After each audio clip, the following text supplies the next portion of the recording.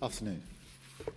The first priority of this government, of any government, is the security and safety of the British people, to defend the national interest, particularly in these volatile times. That's why last week I announced the biggest sustained increase in defence spending since the Cold War.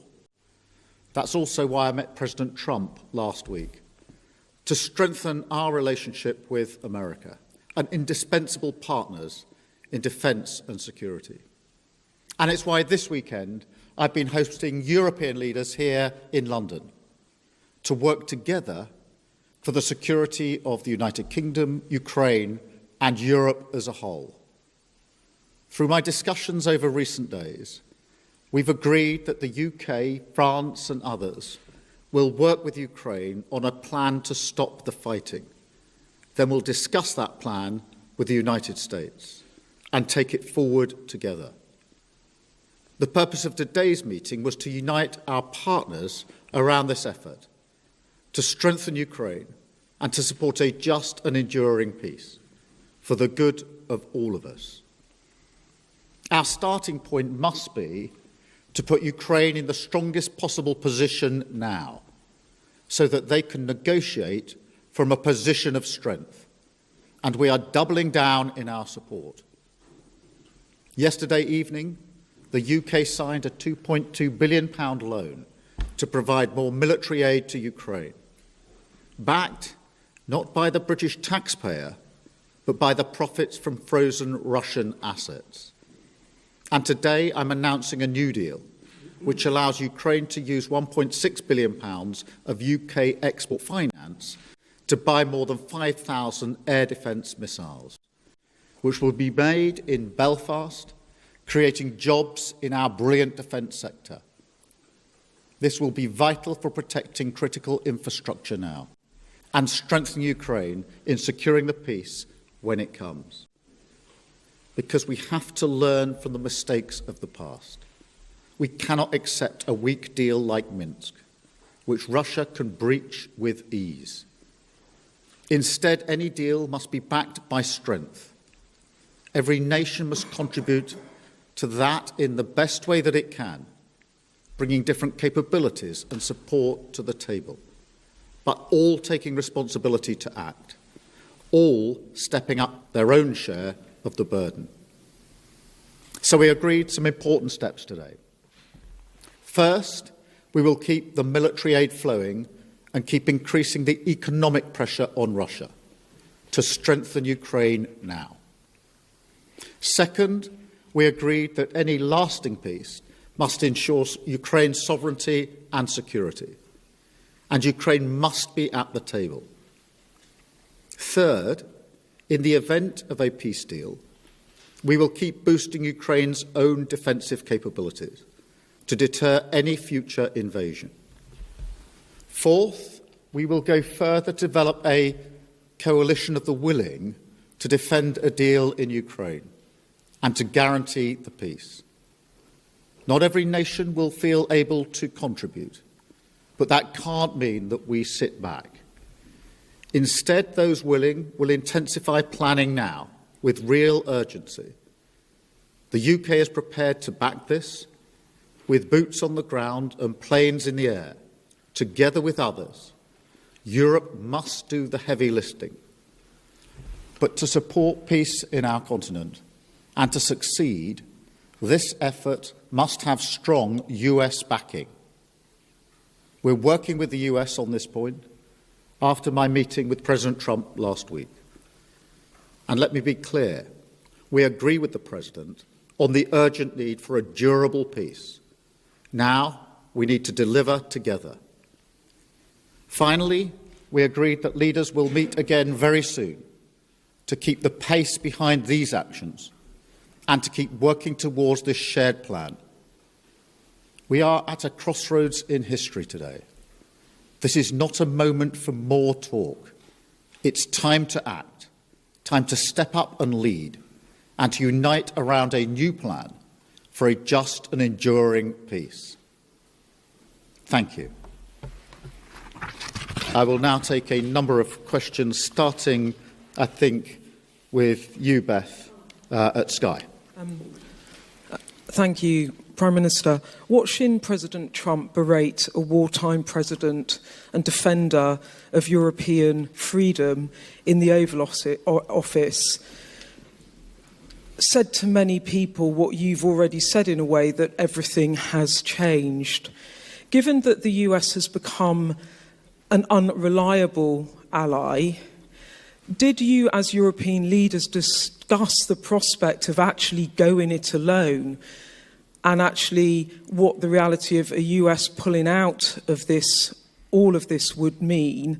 Do you think you really do need the US? And if you do you think the coalition of the willing will be enough to bring President Trump back around? Thank you. Well, first, in relation to last Friday, nobody wanted to see what happened last Friday, but I do not accept that the US is an unreliable ally. The US has been a reliable ally to the UK for many, many decades and continues to be. There are no two countries as closely aligned as our two countries, and our defence, our security and intelligence is intertwined in a way no two other countries are. So it's an important and reliable ally for us. The discussions we've had today, particularly the coalition of the willing, is on the basis that this is a plan that we will work with the US, and that it will have US backing. So that is the purpose of the plan, and that is why I spoke to President Trump last night before we developed the work on this plan. Thank you. I've got Robert from ITV. Hello, Robert President, ITV. I want to sort of put to you what will be on the minds of millions of British people.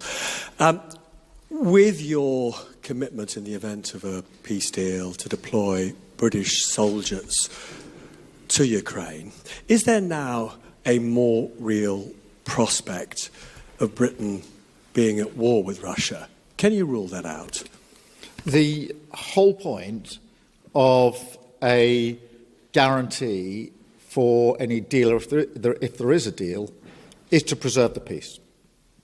And if you want to preserve the peace, you have to be prepared to defend the peace. So the reason I've been forward-leaning on this is because I want to avoid conflict, because I do not want conflict in Ukraine, in Europe, and certainly not in the United Kingdom. I want stability in the United Kingdom. The way to ensure that stability is to ensure that we are able to defend a deal in Ukraine, because the one thing our history tells us is that if there is conflict in Europe, it will wash up on our shores.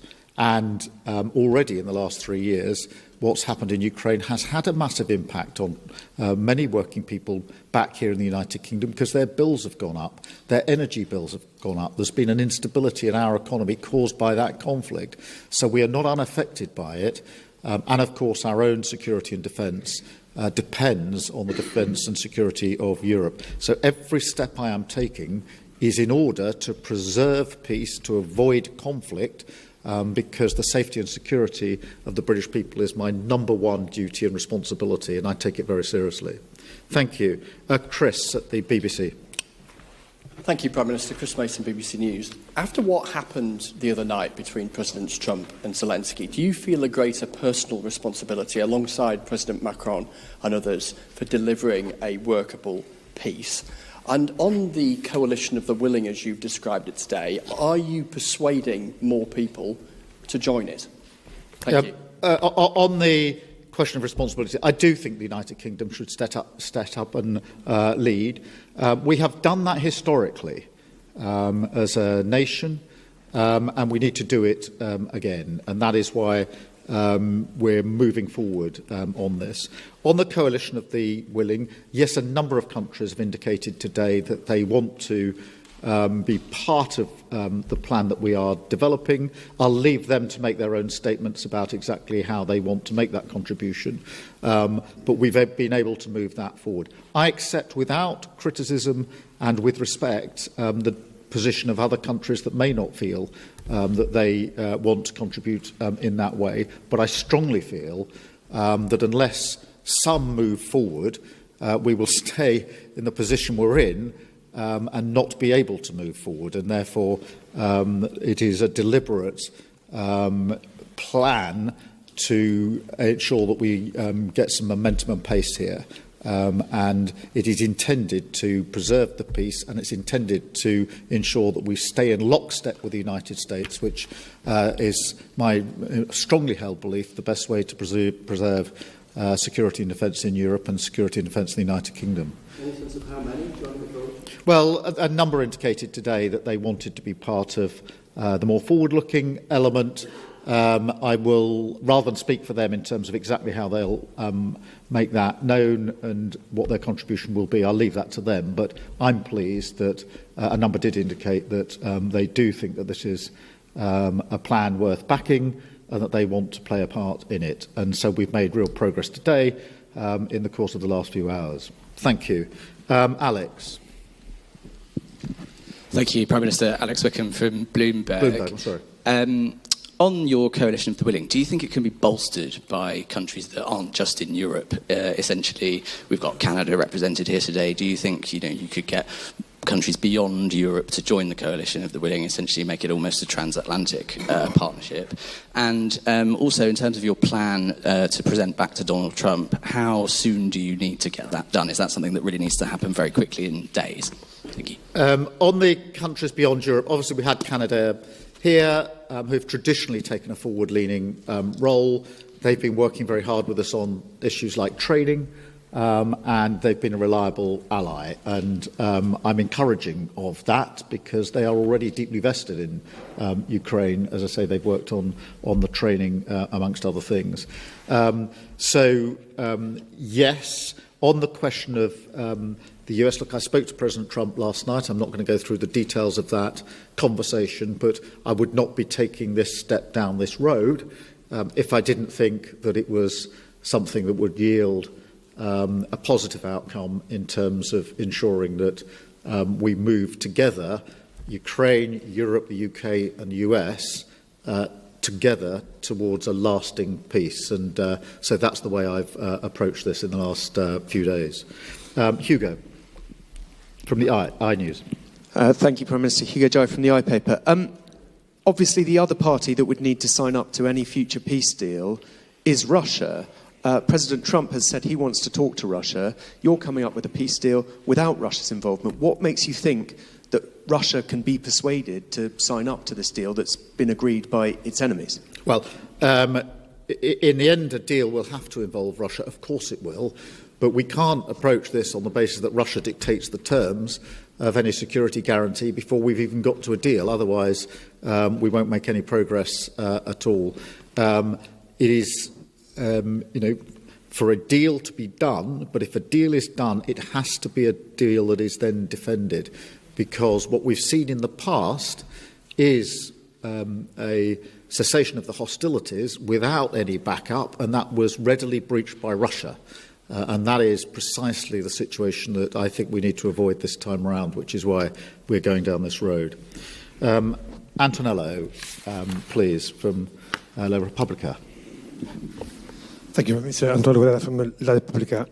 The Italian Prime Minister, Giorgia Meloni, who you had a bilateral meeting earlier today, said that the West must not split on Ukraine.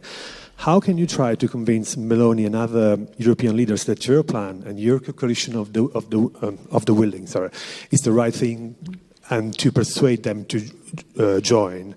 And do you fear that the West might split on this? Thank you. Well, firstly, I had a very good bilateral meeting with Georgia this morning. We had the first bilateral brunch, I think, in the history of British-Italian relations. So that was a first. We get on personally very well. And she's very clear, I don't want to speak for her, but I think her position is well known, that Europe and the US have to stand together and that bond must always be strong. So there's a huge amount of common ground between the way I see this and the way Georgia sees this, particularly the view that it is important for the security and defence of Italy, of Europe and the United Kingdom, that we work as we've always worked